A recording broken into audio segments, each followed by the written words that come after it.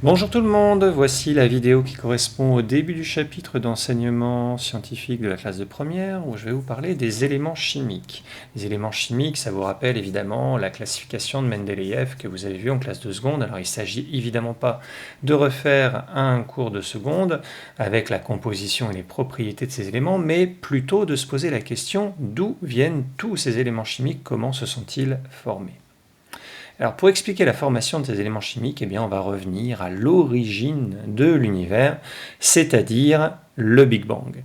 Cette énorme explosion qui a donc libéré énormément d'énergie a par la suite donné naissance aux toutes premières particules les plus simples qui puissent exister, des particules dites élémentaires. Ces particules élémentaires, vous en connaissez quelques-unes, le proton, le neutron, l'électron, qui sont donc les particules qui constituent les atomes. Vous avez vu ça, là encore, en classe de seconde. Vous savez que le proton, chargé positivement, attire l'électron qui lui est chargé négativement, et donc ça explique la neutralité de l'atome. Et donc quand vous avez des particules complètement disséminées, séparées les unes des autres, eh bien assez spontanément vous allez retrouver un électron qui va tourner autour d'un proton. Et quand on a cette chose-là qui arrive, eh bien on a fabriqué le premier élément chimique qui est l'élément hydrogène. Alors là, c'est la chose la plus simple qui soit, un électron qui tourne autour d'un proton, on fabrique l'hydrogène 1, l'isotope le plus simple qui soit. Je vous rappelle un petit peu la notation, donc là le symbole hydrogène, là c'est le numéro atomique correspondant au nombre de protons, un seul. Et là, vous avez le nombre de nucléons, c'est-à-dire le nombre de particules présentes dans le noyau. Et bien là, cette particule, il n'y en a qu'une, c'est un proton. Donc ça, c'est l'isotope le plus simple qui soit, mais il existe d'autres isotopes de l'hydrogène.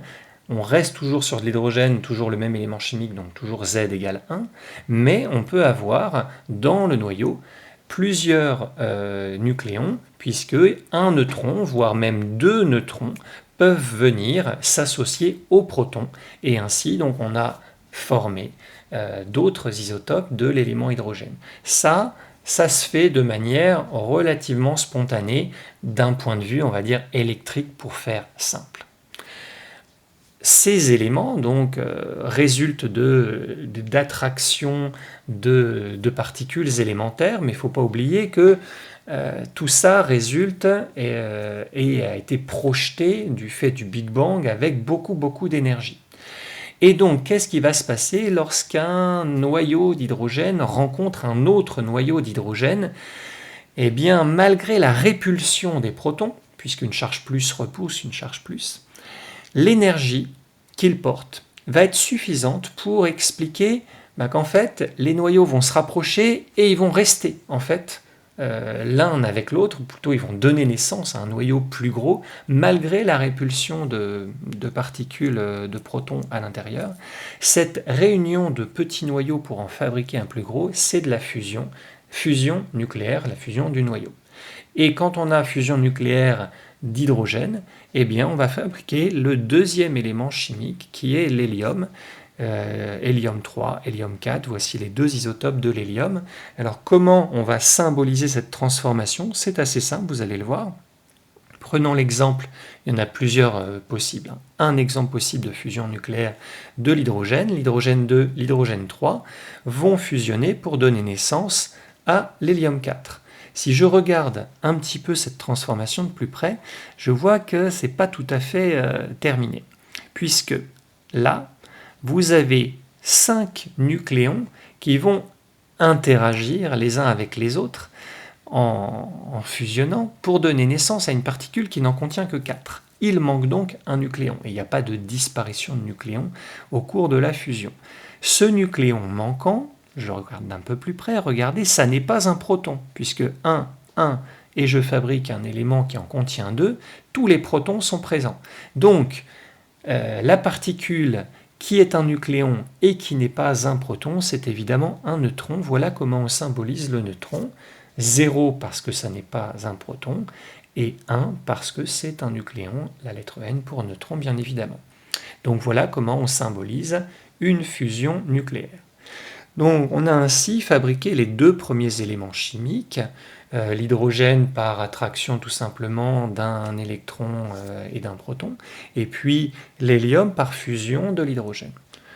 On pourrait maintenant imaginer que l'hélium pourrait fusionner avec l'hydrogène, ou pourrait même fusionner avec lui-même pour fabriquer le troisième élément, puis le quatrième, et ainsi de suite. Sauf que là, il y a un petit problème qui va intervenir.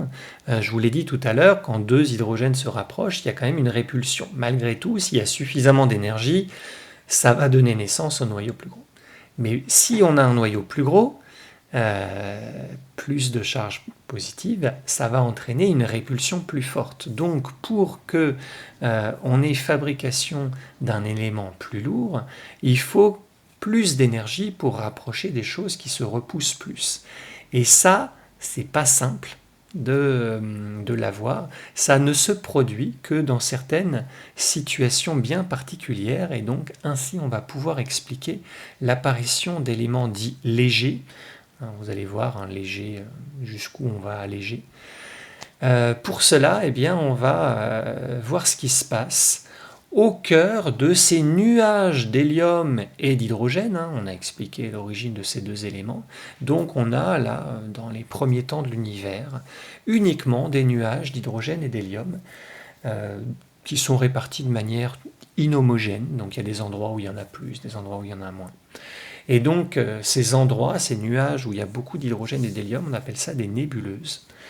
Et là où il y a une plus forte densité de ces noyaux, eh bien, on va avoir le phénomène de gravitation qui va expliquer que vous allez avoir une agglomération de davantage de noyaux pour donner naissance à une entité plus volumineuse, plus massive, qui va elle-même attirer davantage les noyaux environnants, et ainsi on va donner naissance à quelque chose de très massif constitué d'hydrogène et d'hélium qui va un petit peu s'effondrer sur lui-même du fait du phénomène de gravitation, et ce quelque chose qui est né à l'intérieur de la nébuleuse, c'est bien sûr les étoiles.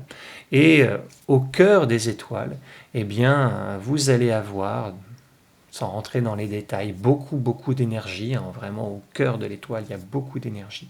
Et cette énergie beaucoup plus importante, elle va permettre, grâce là encore à des fusions nucléaires, c'est-à-dire rapprochement de petits noyaux, elle permet d'expliquer la formation de noyaux plus volumineux. Alors, toutes les étoiles n'ont pas la même taille, certaines étoiles sont plus petites, donc il y a un peu moins d'énergie au centre, d'autres sont beaucoup plus massives, il y a davantage d'énergie. Donc on ne va pas pouvoir fabriquer les mêmes éléments chimiques dans toutes les étoiles. Je vous mets l'exemple d'une étoile très massive. Donc vous voyez ici la répartition un peu en différentes enveloppes. Alors évidemment c'est très schématique, c'est pas aussi simple que ça. Donc on y retrouve bien sûr l'hydrogène et l'hélium qui étaient donc à l'origine dans la nébuleuse, et donc au cœur de cette étoile, mais relativement proche de la périphérie, hydrogène et hélium vont fusionner pour donner des éléments un petit peu plus gros.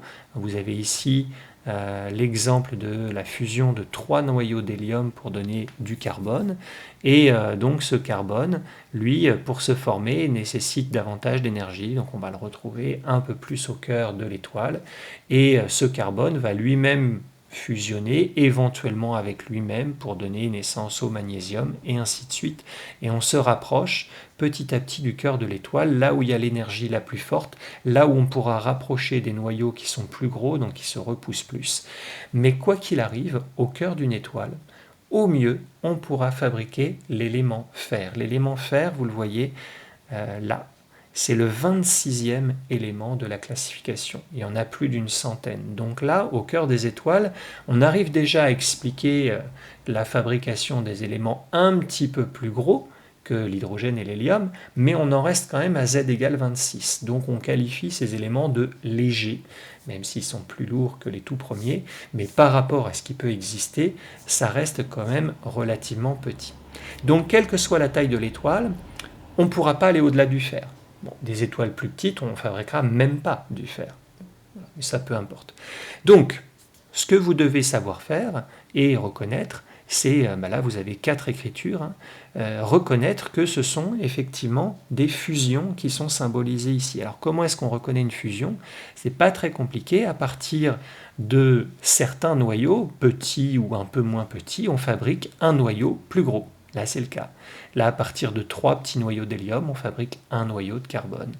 Et là, à partir de 2, on en forme un. Éventuellement, vous pouvez avoir, comme on l'avait vu dans la fusion de l'hydrogène, on peut avoir une particule qui va être émise, qui ne va pas être dans le noyau formé. Bon, ça, c'est pas très grave. Ce qui compte, c'est bien de regarder des noyaux un peu plus... Enfin, voilà, pas les particules, on ne regarde pas les particules, on regarde les noyaux. Si on en fabrique un à partir de plusieurs, c'est bien qu'on les a réunis, c'est bien qu'on a une fusion nucléaire. Alors comment maintenant expliquer la formation des autres éléments chimiques? Eh bien pour cela, il va falloir attendre la fin de la vie de certaines étoiles. Donc certaines étoiles, les plus grosses, vont à la fin, quand elles auront consommé tout leur combustible, eh bien terminer leur vie par une gigantesque explosion qui s'appelle une supernova. Et cette explosion va générer énormément d'énergie qui permet la fabrication d'éléments plus lourds, nucléosynthèse, fabrication de noyaux explosives grâce à une explosion. Et on peut expliquer donc l'apparition des autres éléments que vous voyez dans la classification, et je vous en ai cité un par exemple, l'uranium, on connaît assez bien cet uranium.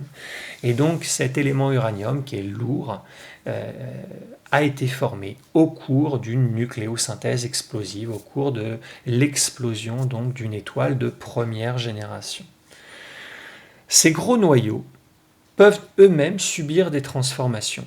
Et j'ai pris l'exemple de l'uranium parce que lui, il peut subir 2 transformations. La première d'entre elles, c'est qu'il peut se casser. On dit qu'il subit une fission. Et cette fission, eh bien, elle peut aussi s'écrire, donc ça donne naissance bien sûr à d'autres éléments chimiques. L'écriture d'une fission, eh bien, ça va se passer comme ça. Voici donc un noyau d'uranium. L'uranium est caractérisé par 92 protons. Là, on a l'uranium 235, l'isotope 235. Et sous l'effet d'un neutron, eh bien, cet uranium 235 va en fait se casser pour donner naissance à 2 noyaux plus petits, mais qui restent quand même gros, hein, on est bien plus gros que le fer, mais 2 noyaux qui sont plus petits, et également 3 neutrons, hein, pour respecter les 2 égalités, égalité de protons, égalité de nucléons. Eh bien, ça ne peut s'expliquer que par la libération de 3 nouveaux neutrons qui eux-mêmes vont pouvoir venir rencontrer des noyaux d'uranium et générer d'autres fissions. C'est ce qui se passe au cœur des réacteurs nucléaires. Donc voilà ce qui peut arriver à un gros noyau, il peut se casser. Spontanément ou non, on peut l'aider un petit peu, mais il peut se casser. Il peut aussi lui arriver ce qu'on appelle une désintégration, c'est-à-dire qu'au cours de sa vie, ce noyau, donc noyau d'uranium, là encore, j'ai pas pris le même isotope, j'ai pris l'isotope 239. Eh bien l'isotope 239, il est dit radioactif, c'est-à-dire instable, et cette instabilité va à un moment donné donner naissance à un nouveau noyau, ici du neptunium, et une particule. Donc là, il faut savoir distinguer la fission de la désintégration. La fission, un noyau qu'on dit un noyau pair, va donner 2 noyaux fils et éventuellement des particules, alors que dans le cas d'une désintégration, il y a un noyau pair, un seul noyau fils et une particule. Alors il se trouve que la particule ici, avec une notation -1, ça peut être surprenant, c'est un électron. Pourquoi -1? Parce que l'électron est chargé à l'opposé du proton. Donc c'est comme s'il y avait -1 proton. Et l'électron n'est pas un nucléon. Donc 0 ici. Et vous avez bien les 2 égalités qui sont respectées également. Et voilà comment on peut expliquer à travers tous les phénomènes que je vous ai cités, la fusion, la fission, la désintégration. Voilà comment on explique la naissance de tous les éléments qu'on a dans la classification des éléments. Voilà pour cette première vidéo et à très vite pour la suite de ce chapitre.